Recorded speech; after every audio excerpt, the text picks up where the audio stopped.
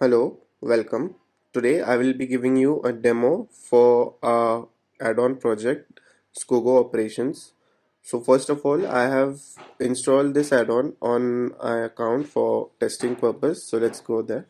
Over here, as we can see, there's the add-on added Skogo Operations. I'll click on it. This is the consent screen. I'll authorize access and I'll make it full screen so that the client ID is available.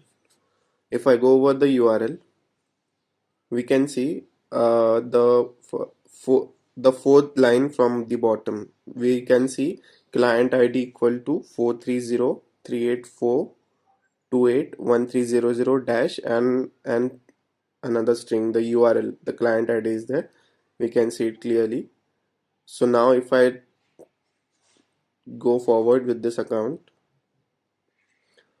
this is the name Skogo operations. These are the scopes that we will be using and for which the user have to allow permissions. This is to view your email messages, run as an Gmail add-on, connect to an external service, view the country language and time zone. I'll explain these scopes later while giving you the demo why we are using this in our add-on. So for now, I'll allow this and the authorization will be complete.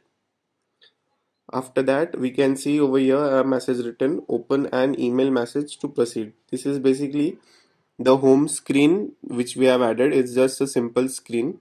So we'll follow what's given there. Open an email message. I'll open this email which I have added to my account as a test mail. When I open this, I get a screen over here which is a login module basically. So there are two sections in it. The first section is continue as and a name is given, and below there is an option to enter email slash mobile number. So I have used this before, so I'll explain you why this is there. So initially when a new user will log in, he will not see this option continue as his name basically. First he has to enter his email or phone number. So suppose I'll for this purpose I'll add. After adding the email, I'll hit continue and get an option to enter the password. So after entering the password, I'll go to login, and after login, we'll see there are some details in the add-on. So first, which is a project, it's a drop down where some data has been fetched from our web server. So here, if we can see, all this data is being fetched from our web server. So I'll just close this. The next here we have title, description, request a name, email, all these fields which are there, all this data which is there is being fetched from the body of the current email that we have opened.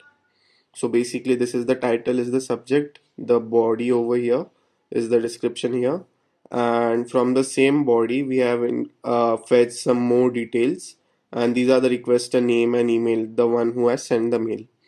So basically we are fetching this data, and below there are some details that have to be filled by the user who will be using. So like this is a site ID slash branch. All these details will be known to the user as they are using our system. So for the testing purpose, let's suppose I put site ID as test 1234 and site address as Busawa. Let's say this is that. Below there is an execution date and time. It's also like just to set the date and time. So it's not a compulsory field. I can leave it blank. For the demo purpose, I'll just show you the UI which is there. Okay. So now there's a button which is there that says create ticket. When I click on it, an external API will be called, and the data which is there over here in the form, it will be sent through that API. So when I click on create ticket,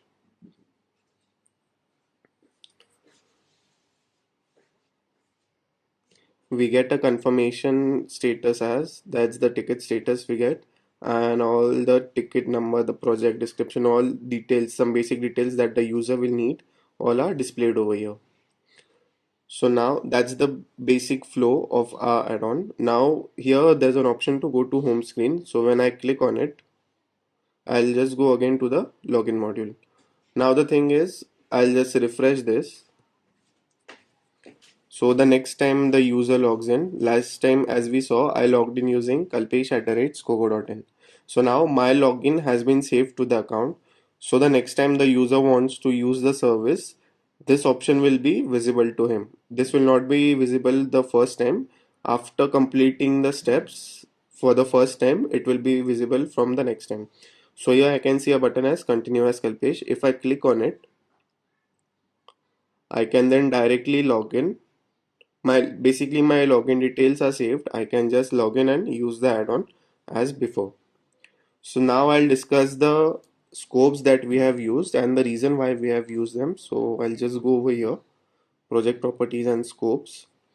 So there are basically six scopes. The first one, which is there, gmail.addons.current.message.read only. As we saw in the add-on, there were details which were fetched from the body of the email. So for this purpose, we need to read the message, the current message which is open in Gmail. Hence, for that purpose, this scope has been used. The second has been gmail.addons.execute. This is just so that the add-on gets executed successfully.